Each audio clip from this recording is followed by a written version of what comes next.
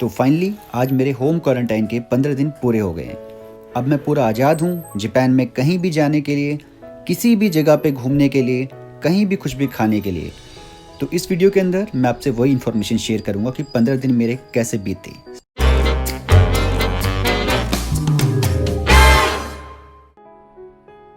Hello friends, welcome to प्रदर्शन Japan. आज के वीडियो में हम बात करेंगे जो नया वीज़ा प्रोसेस है इंडिया टू जापान या किसी और के आसपास के देश जो हैं वहाँ से जापान में आने के लिए नया वीज़ा सिस्टम क्या है। मैं उसी के अंतर्गत अभी इंडिया से जापान आया हूँ कुछ महीने पहले, लगभग 1 महीना और 15 दिन पहले, 45 डेज पहले मैं यहाँ पे आया हूँ। इस वीडियो में शेयर करूँगा सारी इन्फॉर्मेशन कि इंडिया से जापान आने तक मुझे कौन कौन से डॉक्यूमेंट्स लगे, क्या क्या कार्रवाई हुई, क्वारंटाइन मेरा कैसे रहा, 15 दिन क्या मैं कमरे में बंद रहना पड़ा था मुझे या क्या क्या करना पड़ा, वो सारी इन्फॉर्मेशन इस वीडियो में शेयर करूँगा।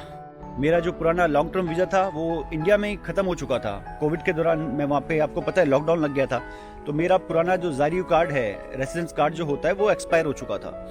तो नए वीज़ा के अंतर्गत मैं भी आया हूँ 45 दिन पहले। क्या क्या डॉक्यूमेंट्स मैंने दिए वहाँ पे, क्या क्या डॉक्यूमेंट्स मैंने सबमिट किए, क्या प्रोसेस रहा, वो सारी इन्फॉर्मेशन मैं आपसे शेयर करूँगा।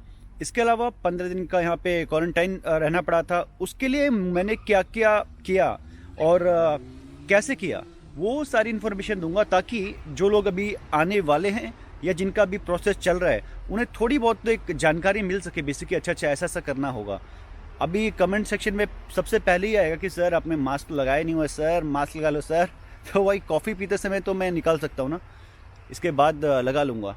पहले हम कोई जगह देखते हैं जहाँ आराम से मैं बैठ सकूँ और स्टार्टिंग से स्टेप बाय स्टेप स्टार्ट करते हैं।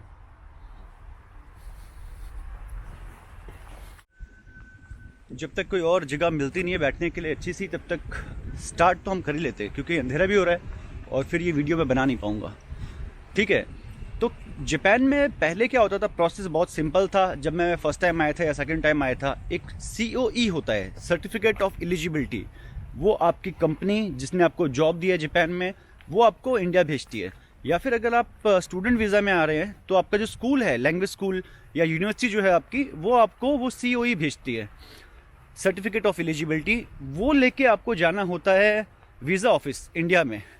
अब वहाँ पे प्रोसेस जो है वो तो VFS ही करता है। अगर आप दिल्ली में हैं तो डायरेक्टली आप VFS जाते हैं या किसी एजेंट के थ्रू करवाते हैं, और अगर आप किसी और स्टेट में रहते हैं तो वहाँ पे भी VFS के ये ऑफिस हैं छोटे छोटे, वहाँ से ये गैदर करते हैं सब कुछ आपके डॉक्यूमेंट और उसको फिर ये यहाँ दिल्ली भेज देते हैं। तो पहले सिंपल प्रोसेस था, आपके पास COE आया, आपने उसको आराम से दे दिया, वहाँ पे एप्लीकेशन के लिए पासपोर्ट दे दिया, उसमें ठप्पा लग के आ जाता था और फिर आप जापान ट्रैवल कर सकते थे। अभी थोड़ा चेंज हुआ है, यहाँ से COE आया है, उसमें भी मैं 2 कैटेगरी में इसको बांट दूंगा। पहला वो जिनके पास COE आया है और इसकी वैलिडिटी जो होती है वो 3 महीने की होती है। 3 महीने के अंदर अंदर आपको वीज़ा लगा के ट्रैवल करना होता है जापान। तो अगर आपका भी 3 महीने ख़त्म नहीं हुए हैं तो आप जाएंगे अपना COE लेके VFS ऑफिस जाएंगे। इसके अलावा वहाँ पे एक डॉक्यूमेंट एक्स्ट्रा ये लोग मांग रहे हैं। अगर आप स्टूडेंट हैं तो आपके लैंग्वेज स्कूल वाले लिख के देंगे कि हाँ ठीक है, ये यहाँ पे पढ़ाई करने आ रहे हैं और ये यहाँ पे आके हम इनका एक गारंटी लेते हैं। गारंटी नहीं ले रहे एक्चुअली, वो ये एक गारंटर लेटर इसको बोल रहे हैं ये लोग, कि आपका कोई वहाँ पे होना चाहिए जो लेटर लिख के देगा। इन केस ऑफ कंपनी, आपकी कंपनी है वो लिख के देगी कि हाँ ठीक है, ये हमारी कंपनी में काम करेंगे और इनका जापान में आना क्यों ज़रूरी है। मेरे केस में जो मेरे लॉयर हैं कंपनी के, उन्होंने काफ़ी अच्छा लिखा था क्योंकि मैं इंटरनेशनल बिज़नेस के अंदर हूँ। तो उन्होंने कमेंट किया था कि इंडिया और जापान में जो हमारा ट्रेड है या बिज़नेस है, उसके लिए इनकी यहाँ पे आवश्यकता है और प्लीज़ इनको जल्दी से जल्दी आप वीज़ा दे दीजिए। तो मेरा मात्र 3 दिन में वीज़ा आ गया था। उसके बाद जबकि लॉकडाउन में कई लोगों का बहुत लेट आया है, कई लोगों को तो काफ़ी दिन, महीने भी वेट करना पड़ा है। तो डिपेंड करता है कि आप कितने क्रिटिकल रिसोर्स हैं आपकी कंपनी के हिसाब से या आपके स्कूल के हिसाब से, और आपको कितनी जल्दी वो चाहते हैं कि आप यहाँ पे आएँ। दूसरा, जिनका COE जो है वो एक्सपायर हो चुका है, 3 महीने ऑलरेडी हो चुके हैं और उन लोगों ने अभी तक उनको मिला नहीं है वीज़ा। इसके 2 कारण हैं। एक तो लॉकडाउन चल रहा था तो पूरा का पूरा बंद हुआ था। जैसे अभी 1 जनवरी 30 तक आप इंडिया से यहाँ पे ट्रैवल नहीं कर सकते।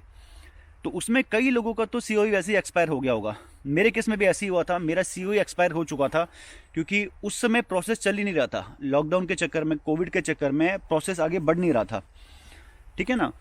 तो उसके लिए एक लेटर आपको और मंगाना पड़ेगा। मुझे कहा था कि आप अपनी कंपनी से एक लेटर मंगा लीजिए, मेल पे भी चलेगा। अगर आप मेल पे भी मंगा लेंगे कि ठीक है, इनका जो सीओई है वो एक्सपायर हो चुका है, लेकिन प्लीज़ आप पुराने सीओई को ही आगे प्रोसेस कीजिए।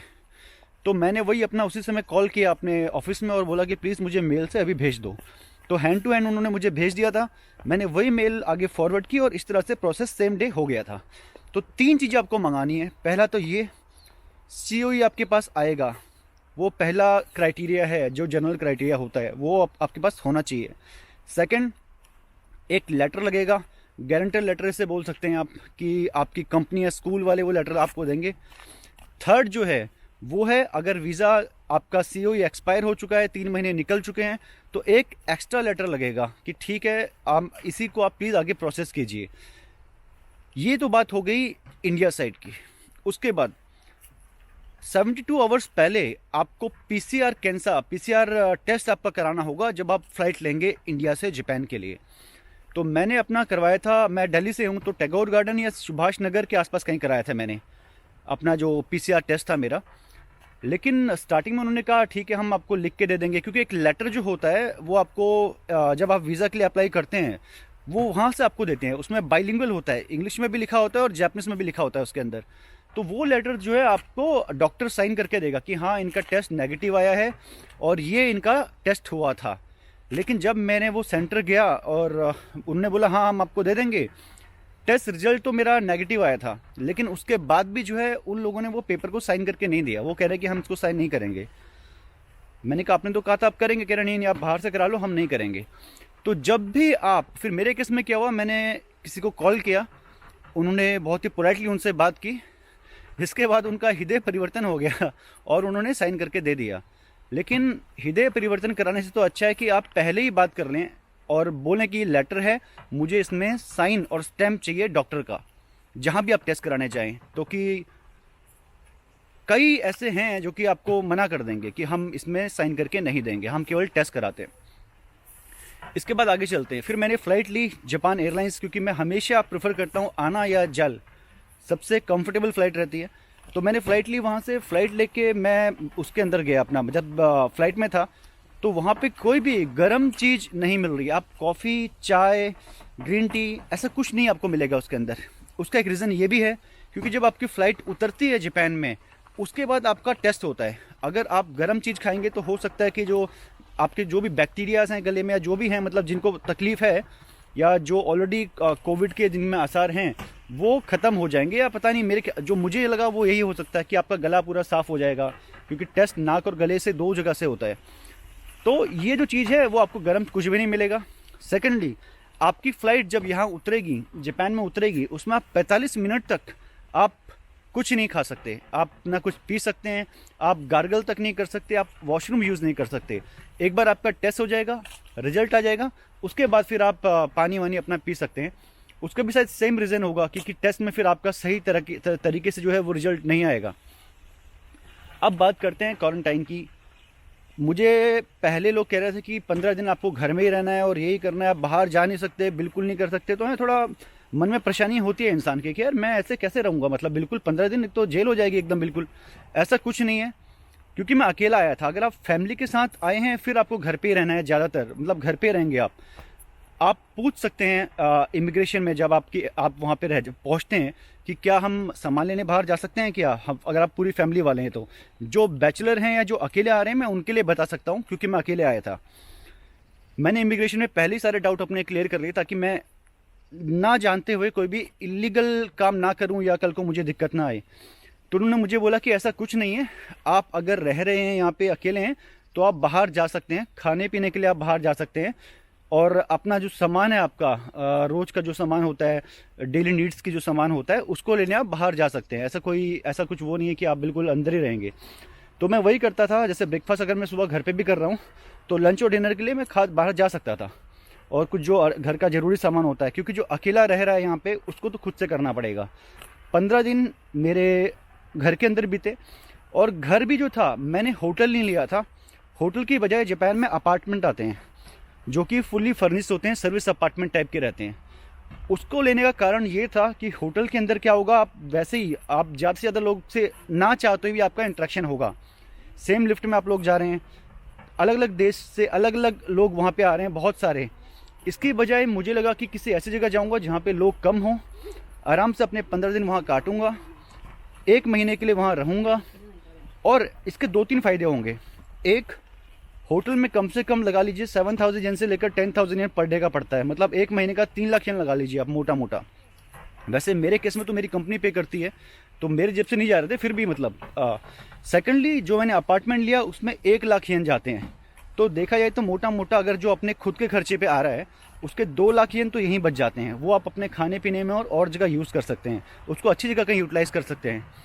दूसरी बात, आप अगर ऐसी जगह पे रहते हैं जहाँ लोग कम हैं तो चांसेस कम रहेंगे उसके कि आप ज़्यादा लोगों से मिले, या आपको भी ये क्या बोलते हैं, कोविड के संक्रमण, ये मैं फंबल कर रहा हूँ, कोविड का आपके पास ऐसे कम चांसेस रहेंगे कि आपको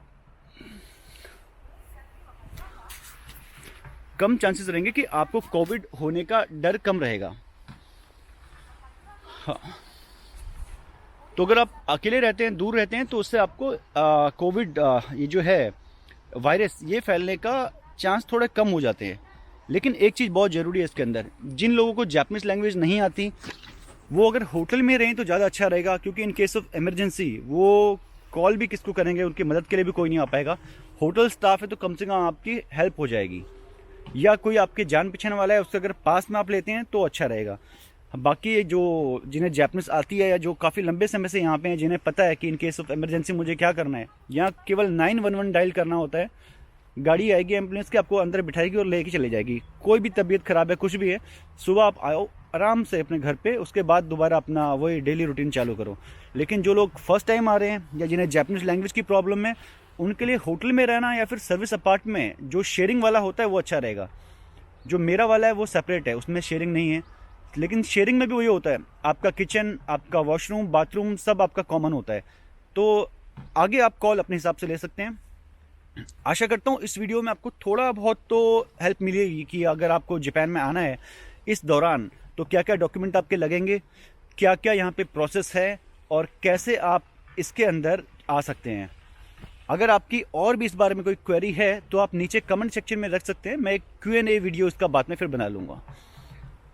ठीक है, मेरी कॉफ़ी भी ख़त्म हो गई है, मैंने कॉफ़ी ख़त्म कर ही ली थी और ये वीडियो भी ख़त्म करने जा रहा हूँ। तो अब मैं मास्क लगा लेता हूँ, ये कमेंट वालों के लिए कि सर मास्क तो लगा ले sir. Okay, bye for now, और अगले किसी और वीडियो में हम दोबारा मिलेंगे और कुछ अगर मैं जानकारी शेयर कर सकूँ तो करने की पूरी कोशिश करूँगा। धन्यवाद।